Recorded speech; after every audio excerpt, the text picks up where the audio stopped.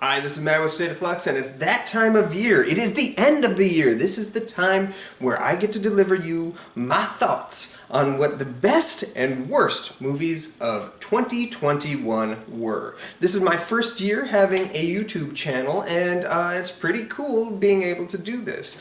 In the past, I've only created lists of best of and stuff like that, and I've never had the opportunity to do a worst of, because by and large, most years, especially recent years, in the past 5 years or so, there haven't been that many absolutely awful movies that I have elected to watch. There might be one or two that kind of surprise me in how much I don't like it, or something I just don't respond to, but very rarely am I able to compile a list of these movies. In 2021, I managed to watch 79 feature films. This is going to be my list of the absolute best and absolute worst. Now, I've arranged them alphabetically. I'm going to start with the best of. Give you my list of the best of movies. I've arranged them alphabetically, as well as the worst of. I've also arranged alphabetically. And I'm going to save the top choice from each of those lists and save them to the end. I'll also hit you with a couple honorable mentions for movies that didn't quite make the list. Before I get started, let's start with the best. Let's start positive, right? I'm going to hit you with a couple honorable mentions for the positive side of things. For positive side of things, almost making the list would be Encanto. I encourage you to watch that on Disney+. It is a very sweet film about family. There's Fear Street, 1666. This was the third entry in a trilogy of movies that was dropped onto Netflix, that each kind of dissected and subverted horror tropes, or fully embraced and leaned into them. I thought 1666 was a great conclusion to the series. I thought the first one, Fear Street 1994, was the weakest of the three. But 1666 had a magic to it that I really liked, and it kind of dives deep into sort of the witch hunt vibes of that era. I really responded well to that movie. Almost made my top 10 list. And then lastly would be King Richard. This movie's getting a lot of Oscar attention for the performances, and I get that. The performances are great. Will Smith is a shoo-in for Oscar nomination, and it's deserved. However, the movie is so much better than just performances. This is a really gripping movie and a really interesting story that I didn't really know going into, and it made me research the film afterwards, the true events that it's based on. It's really, really interesting. So I encourage you to watch those. That one's on HBOMAX. I don't think it's currently within the window on HBOMAX any longer, but I think it will be dropping back onto HBOMAX in about 20 days' time. So right around the time that the nominations for the Oscars probably hit. So, alright, let's focus on the best movies of the year that did make my list.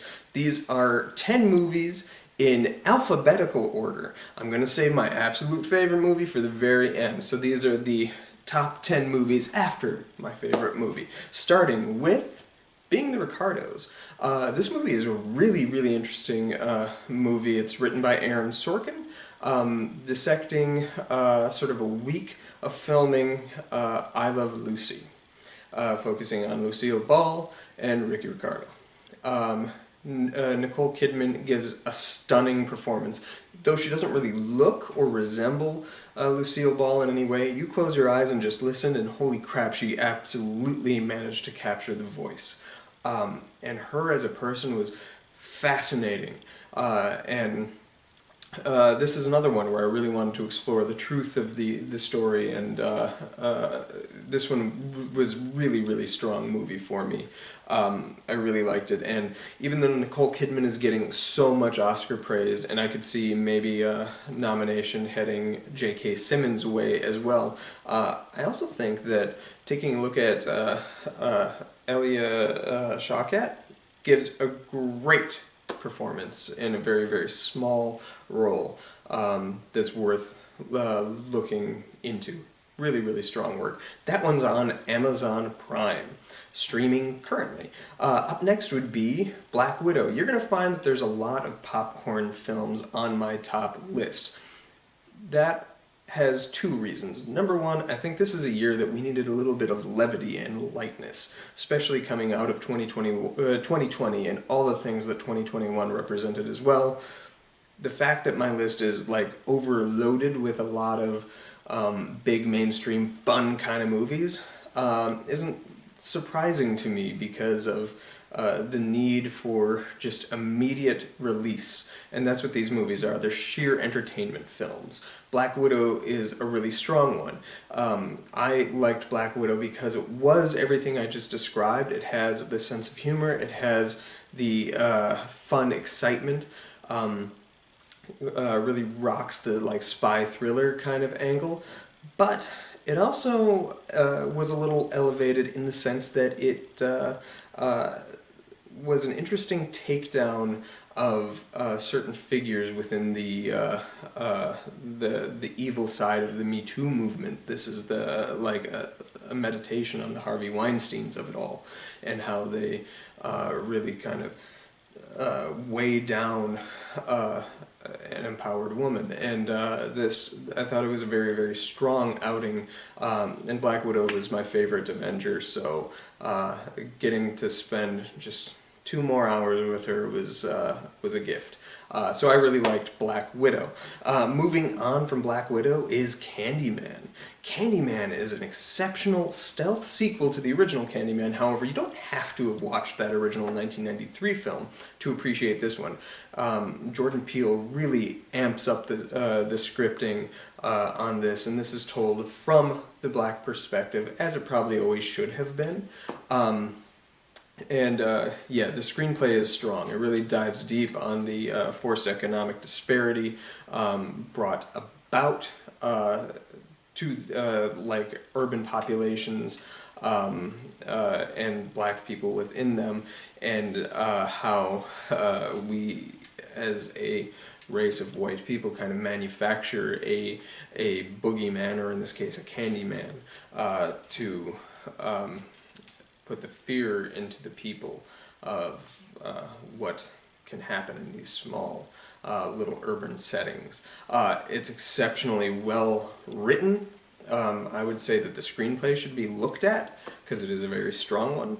I feel like its only drawback is that when it turns into a slasher film, even though the slasher scenes are shot extraordinarily well, it kind of loses its momentum a little bit. But those last 10 minutes are phenomenal. So, highly recommend Candyman. Moving on from Candyman, we have the much maligned Don't Look Up. And why it's maligned, I'm not quite sure. I think this is a very strong film by Adam McKay. In fact, this might be my favorite film by Adam McKay. He's been in award contention in years past, and sometimes I think he deserves it, and sometimes I think he doesn't.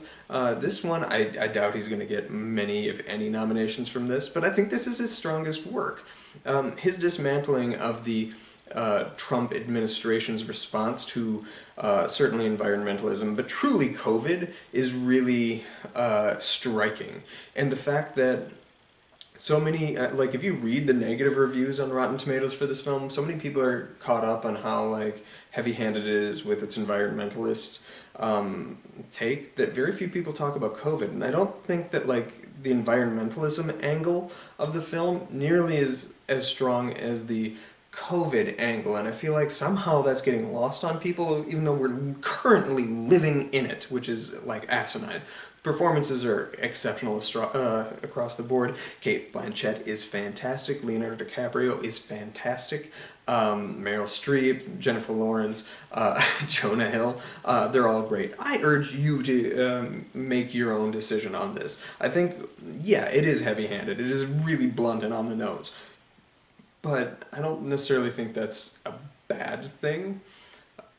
And I feel like most of the negativity aimed at this film is not warranted. It's just a response to the fact that you're living through something similar to this now. You've heard it a billion times before. You don't want to live through it again for 2.5 hours. Yeah, it's a little long and overstays its welcome.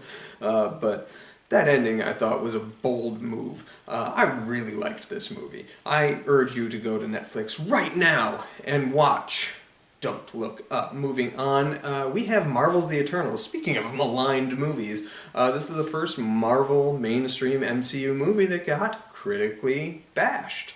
Was it warranted? Absolutely not. This is the movie that Zack Snyder wanted to make if he were a capable filmmaker with the Justice League. He isn't. And Justice League and that whole DCEU incarnation just didn't really work.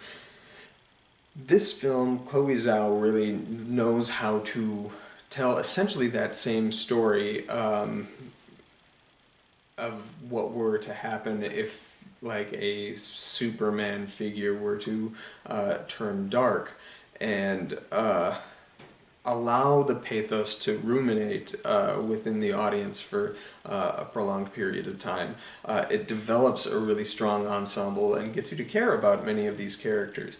It helps that a lot of these characters, you find out within the narrative, are inspirations for the stories of old, our Gilgameshes, our Athenas, and things like that. So it's really kind of neat how they tie mythology into the MCU with these characters. Excellent performances. For my money, Salma Hayek should be in award contention. She's really good in this very, very small role, and Salma Hayek is a great actress. I really, really liked her in it. Moving on from Eternals, that hits Disney Plus, I believe, next week, so check that out, along with Black Widow. That's also on Disney Plus. Moving on, we have Free Guy, also on Disney Plus, and I think HBOMAX. Free Guy, I had zero expectations to even enjoy this movie. It looked like it was going to be Deadpool light. It is so sweet and so charming and so funny, and if I were to compare that movie to anything else, it would be tonally similar to Elf. Elf is a movie that you would, at first glance, dismiss as being just kind of frilly, Will Ferrell-y nonsense, but it really isn't. It is something completely different, handled by a very competent filmmaker to deliver a very sweet and charming story, and I really, really loved Free Guy. Sure, it has the sense of humor that you come to expect with a Ryan Reynolds picture, but its sweetness is what won me over, as well as an excellent performance from Jodie Comer, who I'd never seen before this movie, and I made like a decision to try and seek out movies that she was in after, and we might come back to that shortly. But she's great, Free Guy's great, it's funny, it's got some really solid action. If you want to spend 2 hours having a great time, check that movie out. Disney Plus, HBOMAX, I believe, has it as well. Moving on to Last Night in Soho. This is a film by my favorite actively working filmmaker, Edgar Wright. It is a soft ghost story that has like echoes of films like Peeping Tom and Suspiria in its visual storytelling and how it presents information to you. But really what this is a really strong look at women who are the center focus of the film, and how sort of men in their life kind of run their lives in a kind of interesting way. It's juxtaposed from then and now, and this is the perfect rumination on nostalgia. Nostalgia is something that I like everybody kind of get engaged with, but I also have a lot of problems with, because I think most people use nostalgia in a very negative or detrimental way. They lean on it as like, hey, this thing you like, remember you like it? Now you like this thing because this is the thing that you liked before. Then that's all there is to it.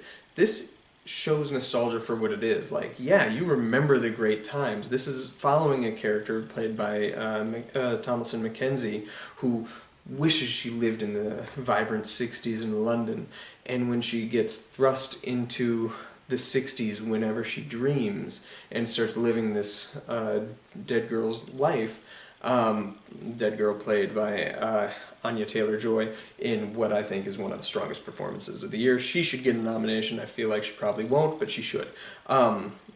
when she gets thrust into the time period, you're presented with the actuality of these this nostalgic period of time, and you see the faults within this that are buried under the nostalgia.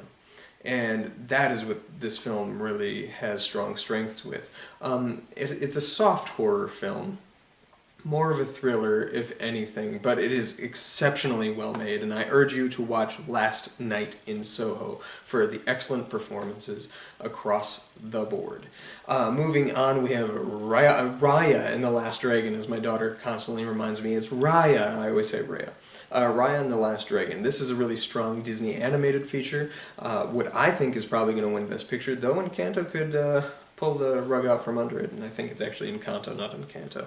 That's something my daughter also corrects me on. Anyway, Raya and the Last Dragon is fantastic. It is sort of a visual callback to the early works of Miyazaki, or Nausicaa's of the Valley of the Wind. It is a Southeast Asian sort of fable that unfolds, and Kelly Marie Tran does a great voice work for that film. And like I said before, I think the last 30 minutes of that film are the strongest 30 minutes and the strongest ending for any Disney animated feature. I stand by that today. It is such an amazing ending. Hits me in the heart. Moving on from that, we have Shang-Chi and the Legend of the Ten Rings.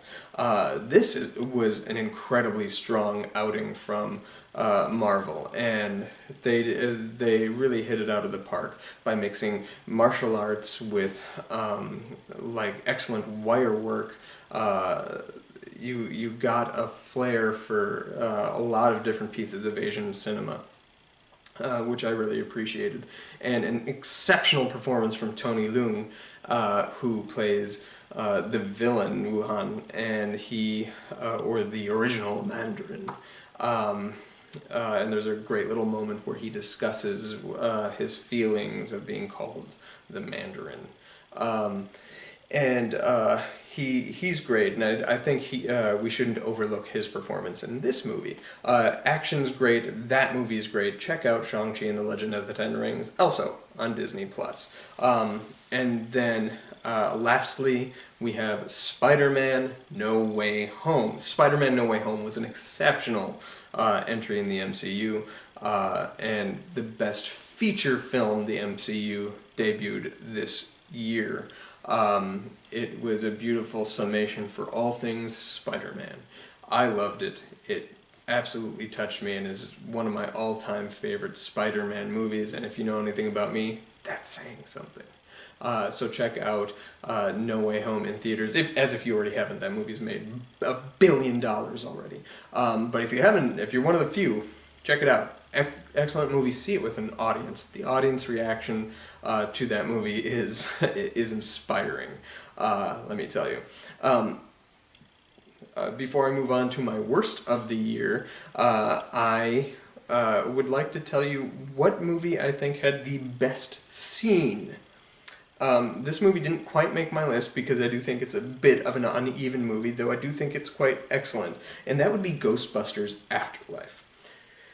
The final scene of Ghostbusters Afterlife, the For Harold scene, if you will, was so emotionally gratifying after spending that whole time in the movie getting to that point, and watching how the ending unfolds is beautiful, and I've seen it multiple times now, and it has made me cry every single time. It is the perfect scene in any movie this year. So I highly recommend you checking out Ghostbusters Afterlife. If for no other reason than that final scene, the final 20-minute segment once they get to the house, is extraordinary. And McKenna Grace is so good in this movie, so you should watch for her. She's really awesome. I didn't tell you what my best picture of the year is. I'm saving that for the end. We're going to do best and worst at the very end. Here are my runners-up for the worst films of 2021. These are the movies that are the absolute shit, and not the shit in a good way. These are actual cow dung shits. Not so hot movies. Number one, I'm going to go with Army of the Dead. Yeah, Zack Snyder really shit the bed with this one. I'm not a Zack Snyder fan, not on any level. This one I thought might be kind of fun because who doesn't like a good zombie movie? Zombie movies I have like an affinity for. But this movie is laced with ideas but goes nowhere with any of them. It sets up MacGuffins that it doesn't deliver on. It starts telling you actively in the middle of a movie a far more interesting movie that you could be watching but aren't because he is not a gifted filmmaker. He's a gifted filmmaker in a visual style sense, but as a screenwriter, as a storyteller, not so much. The scene in question I'm talking about is when they're trying. The movie's a heist set in a zombie apocalypse. The scene in question has the team breaking into the safe and finding like skeletal bodies, and they're like, "Huh, what if this is us and we're caught in an everlasting time loop?" And it's like, my God, man, like, you're just explaining an interesting movie, but you're not going to go anywhere or explore this. Instead, you're going to give us the last 30 minutes of Aliens, just instead of having it be about two mothers who are warring over the deaths or the captures of their daughter. It's two fathers, because, you know, we can't be too feminist in our stance, right? And then it even has, like, I don't care that I'm spoiling parts of this movie, because if you've seen Aliens, you've seen Army of the Dead. You have, a zombie king whose wife is slain that turns out to be pregnant with a zombie baby, so that's why he's trying to get Dave Bautista. Dave Bautista's daughter's like on the run from the zombies, so he's trying to protect her, a la Ripley and Newt, and so the two forces go head to head until the person comes with the helicopter and picks them up and then rescues them, and they're off, but not before the zombie king grabs a hold of the helicopter, and the helicopter goes flying and crash landing, and then they have to have their little spar. Like, it's literally just the same thing as Aliens, like, so much so that he did nothing to try to mask that, and it was just stupid. Stupid, I say. Army of the Dead sucked. It also has a really unfortunate... I know this was filmed before the pandemic, but once a pandemic actually happens, it is your responsibility as a filmmaker to express to the world a healthy thing, and not say things such as, like, condemning temp gunning people to see if they're ill or not, or the negative sides of quarantines and stuff like that. This movie lands hard on those things as negatives, and that is not what you want to do as a responsible filmmaker during an active pandemic. I know you already filmed the movie, but you could reshoot the movie, especially given that they reshot the movie to get the sexual predator out of this movie and replace it with Tig. I can't remember their name. But anyway, you can look up. Army of the Dead sucked. Don't watch it. It's on Netflix if you want to hurt yourself. Continuing on with the Zack Snyder train, why don't we move on to Zack Snyder's Justice League? I'm one of the few people that find this movie inferior to the theatrical release. Why? Because I think the theatrical release, even though it's not necessarily a good movie in any means, the changes that are made in the film are logical changes based on what we see in the Snyder Cut. I could understand where a studio would watch that cut and say, wow, these are the things that we need to change, and they hired a person who just happened to change them. And yeah, he may have had some incredibly toxic behavior that needed to be addressed and assessed, but that doesn't mean that he didn't deliver a improvement over what we saw. This movie entirely lost me. You can watch my 50-minute review that I posted earlier the year, but the moment that Wonder Woman does her slamming of her cuffs and God kills the unarmed terrorist and explodes him out of a building that she's trying to protect. Turns around to a girl who's looking frightened, who's like, "Can I be you when I grow up?" And she's like, "Oh, you can be anything you want to be," in her Swedish chef voice. She's an excellent actress. I really, really like Gal Gadot, but if I were her filming that scene, I would stand up and say, this is something that we probably shouldn't do. I just killed a person and you're showing that as an aspirational thing to do. Yeah, the guy was a terrorist. Yeah, he shot people and stuff like that. But that's what you have, like, law and order for, not like, yeah, let's just take law into our own hands and blow somebody the fuck apart. Not okay. Throughout the whole film, there's scenes like that. The only thing the Snyder Cut is good for is redeeming the character of Cyborg, and I fully understand where Ray Fisher's coming from when he felt that his character was dismantled by the theatrical cut of the film, and he's not wrong. However, I can understand why you would dismantle that character, because he's the least important, even though the film is framed around, the Snyder Cut is framed around his character. If you lift key moments from the film as not necessarily important, i.e. the capturing of the mother box, that is a pretty insane and not very well thought out scene to begin with. If you lift that scene, you don't have the need for the emotional conclusion of him narrating the end of the film. Therefore, and you've put so much emphasis on the importance of bringing back Superman, but once you've brought him back, it's not important to the narrative whatsoever in the Snyder Cut. Reframing it so that the importance of bringing Superman back and having him be the closing narration, or Lois Lane, makes more sense. So I can see why his character kind of got short shrift, and it's really unfortunate. That said, I kind of get it, and it's unfortunate. That's all I'm going to say.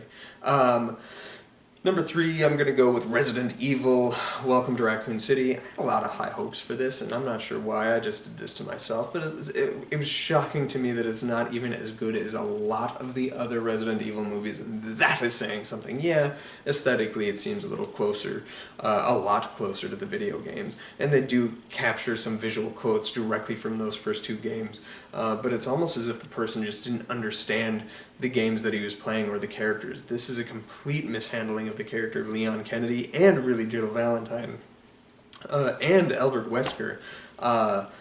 Yeah, I just, it's dark, it's gloomy. Yeah, it's scary, so it delivers on that for the first time in an actual Resident Evil movie, but I have no interest in continuing on with this franchise if it were to move forward. The movie did turn a small profit, so you might see a second one. Up next we have Space Jam: A New Legacy. This movie is just a corporate cash grab if ever there was one. It's a 2-hour advertisement for HBOMAX where you're just being barraged with clips from all sorts of HBOMAX and Warner Media products and stuff like that. And there's nothing like being assaulted with several different intellectual properties that just is a constant reminder of movies that you could be watching that are better than the one that you're watching on the device that you're watching it on. It is that frustrating. It's not funny. It's like, it is a complete and utter waste of time. And lastly, we have Tom and Jerry. This is the movie that inspired me to create my YouTube channel. It comes full circle, folks. Tom and Jerry sucked. It is a 2-hour movie where Tom and Jerry only get about 45 minutes of screen time, and the rest of the film you're spent following Chloe Grace Moretz, who has absolutely nothing compelling about her as a character, and this weird, goofy wedding that is just not appealing whatsoever. And yeah, this movie is just hot garbage. It is so bad. When I watched it, I was convinced I was going to watch I was watching the worst movie of the year, but I wasn't.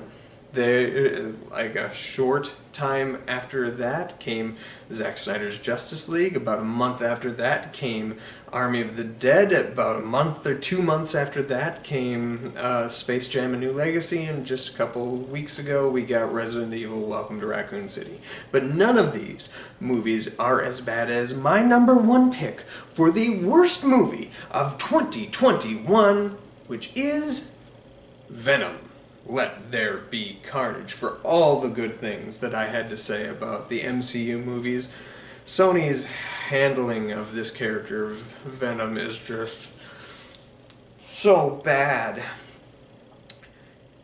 The first Venom, I didn't necessarily respond to. There's good elements to it. I liked how they tackled the character of Venom in an interesting interesting way for the film. Knowing that the way that they handled him, they could never possibly delve into the interesting comic storylines that are currently being written with Venom in it, particularly like Venom Rex, excellent comic. I urge you to read it. These are not the same Eddies that you would ever be able to tell these same stories with. But if the first Venom was Batman Forever, i.e. a slightly interesting dissection of a character, an almost good movie, but just doesn't quite land, then Venom Let There Be Carnage is the Batman and Robin to the Batman Forever of Venom. It doubles down on all the things that the studio thought was what we liked about the first Venom, and really amps them up until it's just nothing but a barrage, constant barrage of aggressive, obnoxious noise. It is a visually ugly movie. It has hammy acting that's not even compelling to watch. Like, I will sit there and defend Uma Thurman in Batman and Robin. I can't defend anybody in Venom Let There Be Carnage, not even Tom Hardy. And yeah, it looks like everybody's having fun, but like Andy Serkis, for shame. This was a horrible movie. This is one of the worst comic book movies. I could argue that this might even be my least favorite Marvel property ever.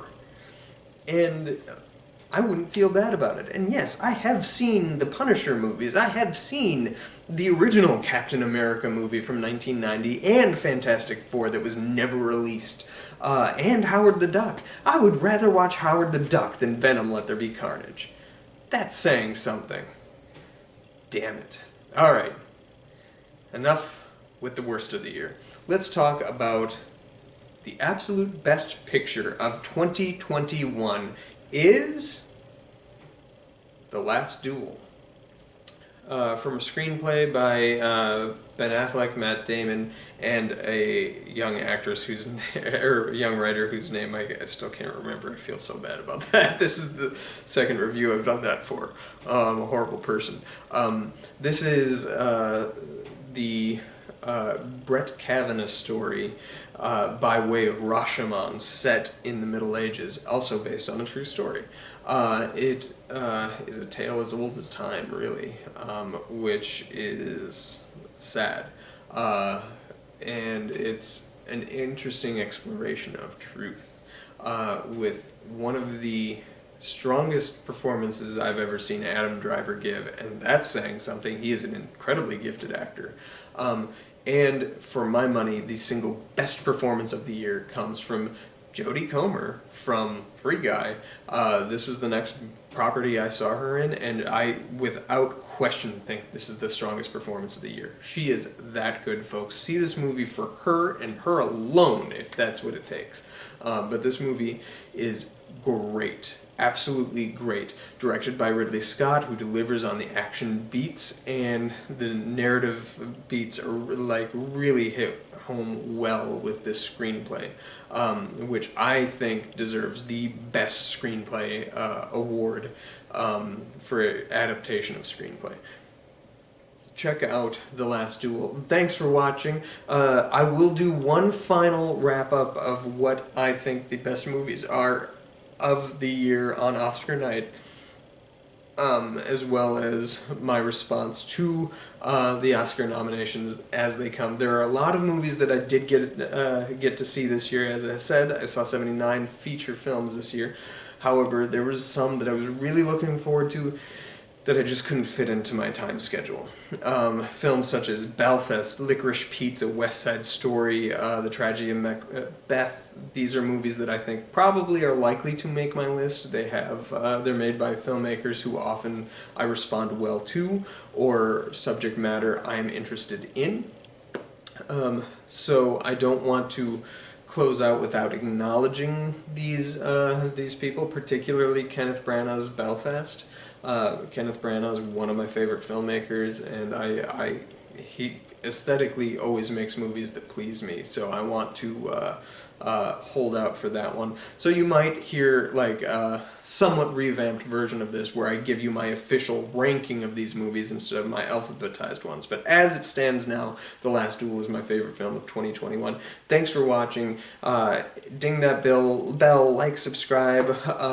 Drop down in the comments below what your favorite film of 2021 was, as well as your least favorite film.